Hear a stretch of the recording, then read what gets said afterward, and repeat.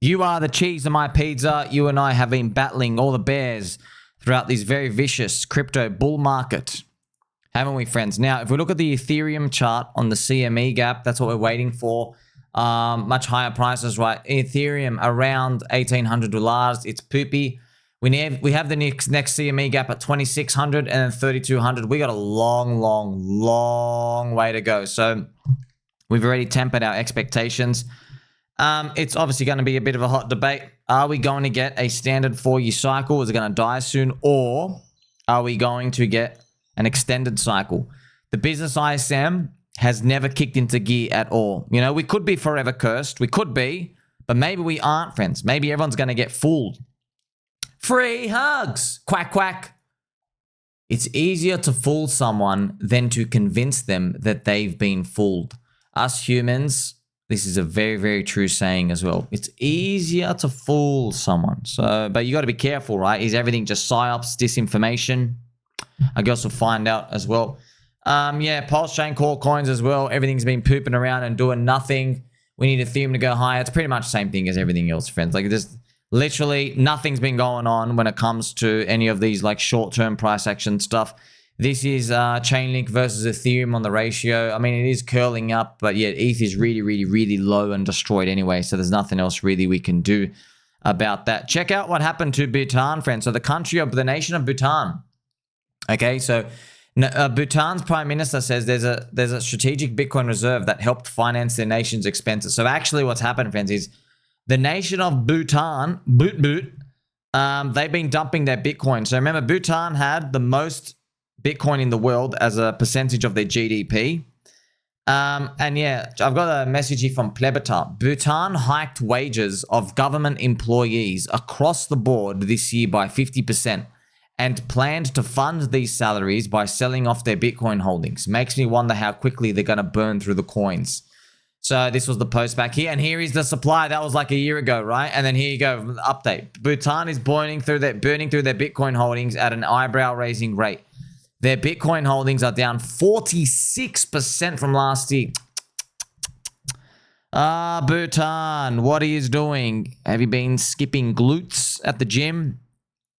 So government employees want to get paid an extra 50% higher wage. So what did they do? They've been dumping Bitcoin. They've had about 13,600 BTC. Remember, the nation of Bhutan is very small. It's very quite sad that they are robbing future generations just to pay, you know, politicians and stuff out here.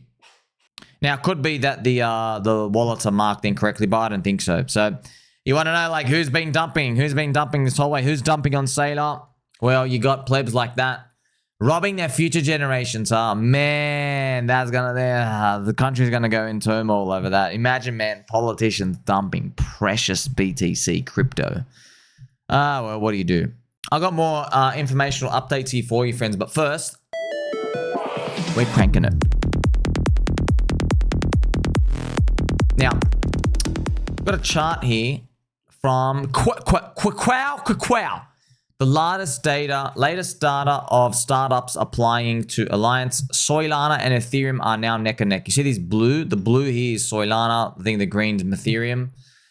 Momentum favors Soylana, and it looks like soon Soylana will become the largest ecosystem for founders in a long time, for the first time. Bangers. Crazy that people are still building on Ethereum. So, yeah, it's very interesting that these are happening. So, it makes me think about, like, you got stuff here like Polkadot has a lot of founders on there, and Avalanche, and you're looking at these, like Filecoin is even mentioned here, bro. Like Filecoin 2020, what he's building on there. So that's, look, a very good question. You're curious, right?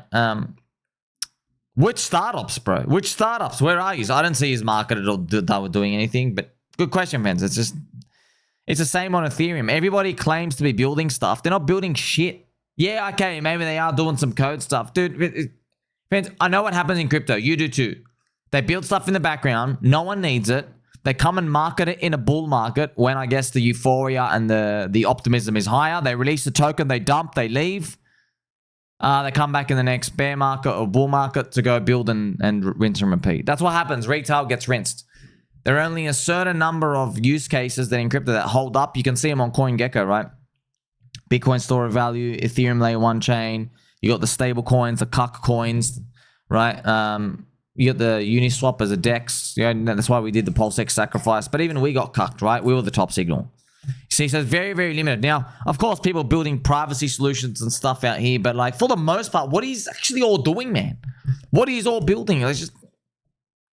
And by the way, the level of funding given to like ICO startups and something is like literally record low, like in like 4 years for crypto, which is really, really, really, really bad, showing how low optimism is out there in the marketplace. Especially this is for the macro economy, not just crypto. Still, there are developer activity spikes on Soylana. Ethereum guys will probably fight back in the Pectra upgrade to make L1 and Ethereum faster. So that's what's happening, I think, on May 7th or May 9th, whatever it is. Ethereum fans as well, there's been like a lot of a shift in language. They're going to pretty much start increasing the amount of gas limit or whatever for Ethereum to try and make it faster. I've asked a Polly McPolly, how long do you think the crypto cycle runs for? A lot of us are like 60% now, extended cycle. But remember, yeah, it's my poll. We're the baby dolls. We enjoy lollipops, okay? Protein lollipops. And yeah, you probably came off hot watching my video. Also, we're always having this realization. We're like, I don't think the 40 cycle can hold up, dude. Like, we're like, there's no way we can go from us being this dead right now to full Blitz Euphoria in 90 days. It's just, you know, interest rates are high. The QE's fake. It's not even being done properly to like, you know, give money to like people on the couches and stuff anymore. Mr. Turkey, 8 year cycle, top in 2029. We'll see you there, sir. I voted wrong. Can I have a do-over? It's a move the goalpost cycle. There you go, sir. There you go. I do, yeah, I do feel it's like that. So, crypto cycle running that long, huh? Yeah, the 4 year cycle. Look, they're just saying, yeah, we could get dicked, okay, by Bitcoin. Like, it is possible that there's no old seasons this whole cycle. Yeah, okay, Bitcoin runs to October, and then it's over. See, it's, you know, I dare I say that, but like, it is possible. Look what it's done to us. So yeah, I'm not gonna not say those words. Yeah, okay, if the universe wants to destroy us for doing like, hey, we want digital pet rock. There's no use for anything else on the internet. Just have digital pet rock. If the world wants to do that, whatever. And just curse us, you know, and from our ancestors, it is what it is. Shout out to my friends over there in Hoggy Hog land. Feels like the 4 year cycle is going to be extended. Believers only. So the business ISM cycle, friends, has not ticked above 52 yet. You know, it's 29, 30 months still in the red poop zone. It doesn't have to tick up red. Like, there's a lot of tricks that come out here as well. I mean, like, remember this, friends? Remember in August 2023, OKEX delisted PulseChain, okay? And then it ran up 520%. Now, yeah, the price chart did come back and everyone, you know, just unfortunately and shamefully gets destroyed. It's even lower below that point. But the whole point is just showing you, like, yes, the depression happens and all these other signals get marked and things hopefully start to get better. Shout out once again to my friend, Mr. Hoggy Hog. Nothing can stop a hog whose time has come to mog. What do you think our anime intro song, You Need to Believe? So this is awesome since I was playing around. They are a mark of the beast. It's actually really, really cool anime that they have out here. See, man, everyone's still here. Everyone is still cranking. You know, just what can we do? Also, shout out to Stefan. Hiya. Charmander used Scratch. That's actually awesome. Wicka, wicka, wicka. That's awesome, sir. Well done. Actually, let's crank some beats. Let's actually crank it for Charmander. Bring the beat back.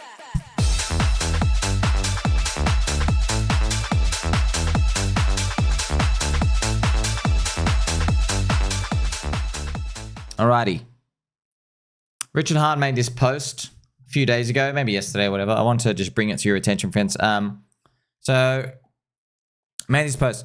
Richard Hart teaches you about crypto prices no one else does. Tokens launched with liquidity tied to the native L1 token are better for price than tied to a stablecoin. So basically what he's just saying is, if you launch a token, okay, it can be bonded to a stablecoin or say the SPI. So let's actually do this thing. So if you launch a token, okay, let's just say he has, for example, Hex. Yeah. He can bond it with Pulse or he can bond it with, say, USD. Okay. So what he's saying is you want to bond it with, say, Pulse. Because if it's bonded, when people want to go and buy the Hex, they have to buy the Pulse first. Okay, so all the people funnel through there. That's why all the bonding is powerful on the way up, and also leverage on the way down, right? Because that means, oh, if they want to sell the Hex, then they sell the Pulse, okay, to get through it. But then he asks, he goes, I've already taught you this. Here's some new teaching. Who is more likely to hold the native token instead of selling? The person that parted with the coins for a new coin, or the new coin's founders? Historically, it seems that project founders dump like hell. There's notable exceptions to this. Some old ICOs of yore hold lots of Ethereum, for instance. And if you think real hard, you can probably come up with some other wallets holding absolutely tons of ETH instead of dumping it. Thus, guessing which founders will hold harder than the people they took coins from is a fun game. I can think of extremely few who have. So, translation, might be talking about how he holds maybe a lot of Ethereum that he's never sold for a long time. It could be that. Also give us more clues about the bonding that'll happen in the future. So now that Ethereum's low, I mean, it'd be great if everything just pumps hard from here, but it also did slice us on the way down. Also, something I've just will tell you with the bonding, friends, people do manual correlation. So it's, even if you detach something, if you like split things up, you separate them, the same infectious disease going around to sell, even if coins aren't bonded, they click out anyway. That's something interesting. I've been going to talk about this since 2022. So yeah, even if there's no bonding, they click sell anyway. It's the candle, it's the fear, it's the bug, the soy bug, whatever it is. And also buying as well. Doesn't even matter if you're not bonded, right? But it is what it is. Just try to help yourself out. I guess it's better to be bonded on the upside anyway. Also, shout out to Mr. Jebediah Dean, who he asked her. Sounds like a reference to the God Whale and Ethereum OG. Interesting. We can have all the Ethereum people working for PulseChain die. Is the pulse that starts the beat of the heart. Love me some Hex. Okay, we have Brent as well. So very interesting as well. I click like on my own tweets. What if he pumped Pulse ecosystem? Now it has low liquidity. Then bonded Pulse with ETH, so it started to drag up Pulse with it as the price goes up. Is this a viable good move? Yeah, it's exactly what I was almost thinking about. Where, yes, getting it up and now you bond it really, really super thick with ETH. And then you get another big giant move. Right, it'll be interesting. But you just got to be careful because like the thicker you make the liquidity, the more you get one of the big shark whales to be like, I can literally just click all of it out right now. Right, I don't have to DCA. I can just like do a full click out right now. You know, if you have like a big bid for them to get out. So that's another aspect to think about. Another thing to think about as well. Where are we going from here? Yeah, it does suck, friends. We got 1, 2, 3, 4. Pretty much this is like poop. 4, 5 red monthly candles in a row. Oh, man, we need like a couple of 100% candles to bring it up. Man, how we get like just, I'm looking at this channel. Dude, how's it? The 4-year cycle says like it's meant to be over here. How's it meant to go? Whoa! Nah, man. It feels like if we're going to move, it's a 2026 story. Remember, GTA 6 has been delayed to Marwai of 2026. Also in the month of Marwai 2026, major loser and always late Jerome Powell, US Fed chairman, head of bug eater land over there, he will be leaving his term. So his term ends. So I don't know, is that coincidental timing? I don't know. A lot of people have asked as well. So what's GTA 6 got to do with anything? Look, man, it's just, this universe lines up some weird stuff. That's all. Like it just feels like gaming brings, I don't know, this is the energy of GTA 6. They will just bring people that just wake up and just start talking about it. They just want to be participating in something, right? Just some big universal thing where everybody puts down their spoons, okay? Knifey and spoony and forky. Everyone stops fighting with each other. And then they just start playing some game that takes them like 100 hours to complete. And there's videos everywhere. And it might, bleed into crypto and the seasons and stuff. It might. We don't know. So it's just interesting. I don't know why. It feels like this. I think that they spent like a big. How much did they spend on GTA 5? $265 million. Jeez. And that was like, what, 5 years ago or something? More? Oh no, crap, 12 years ago. Was GTA 5 released 2013? Oh my gosh. Friends, $265 million US in 2013. That's 12 years ago. That's like a $600 million budget right now, like $500 million, right? It's actually worth more because I did a lot of the money printing as well. That had 40% in 1 year of the money supply. My gosh.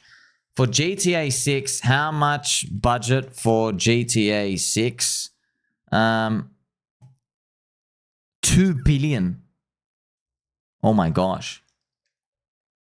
Oh my gosh. Is it really 2 billion? Oh my gosh. They say it's a bit of a stretch to say that number. Oh yeah, people are saying, oh, that number is completely made up. So maybe they go, oh, it's only maybe $700 million. Far out. You got, like, that's big numbers, man. It's a video game. It's like, just think about this, like, man, you're spending that much money. That's a lot. Think about, I mean, there's gonna be a shitcoin fest about every character and everything out here. That'd be crazy. So I don't know why. It just feels like it's a pivotal moment in humanity, this video game. Yeah, so we'll see how everything goes out. But as far as everything else going from here, going from peak to spare, man, you need, remember Euphoria, friends, we need like 6 green candles in a row, right? 1, 2, 3, 4. Technically, you can have 5, but we're just so far low, man. What would 6 even take us? Are you going to sell at 3x sack price? You know? I guess we'll see how that cycle plays out, huh? Heard him for a squirt, and like, subscribe. Catch you soon.